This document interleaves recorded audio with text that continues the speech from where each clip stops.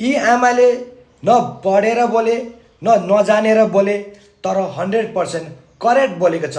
यी आमाको सोच विचारको लागि हृदयदेखि सम्मान गर्न चाहन्छु। यी आमाले जे बोल्नुभएको छ 100% करेक्ट बोल्नुभएको छ।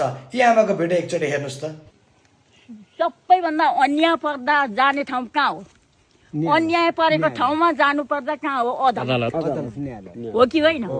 सानो तिनो त उहाँले पनि मिलाउला, ठुलो अन्याय खोज्न त त्यही अदालतमा जानु। तर त्यो चाहिँ पार्टीगतकै न्यायाधीश हुनुपर्ने के हो? त्यो विधान मिलाउनु पर्छ। यसैको अन्त्यका लागि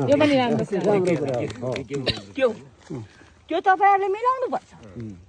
किनभने न्याय ल्याए भनेको स्वतन्त्र हुनुपर्छ। ओ प्रमाणको आधारमा एउटाले बलात्कार गर्छ, निर्मला पन्थले किन पाइन? न्याय किन पाइन? ओलीको न्यायाधीश हुनुपर्ने, देउवाको न्यायाधीश हुनुपर्ने, एउटा चाहिँ नि उ त्यो रविको लागि न्यायाधीश हुनुपर्ने एउटा कुरो न्याय पाइन्छ। अनि अर्को कुरा तपाईँहरूलाई भन्छु, बिस्तारै बिस्तारै अब गर्ने बित्तिकै त केही कुरा पनि सफल हुँदैन, धेरै वर्ष लड्नुपर्छ। अब कानुन ल्याउँदा बलात्कार गर्नेलाई जन्म कैद, फाँसी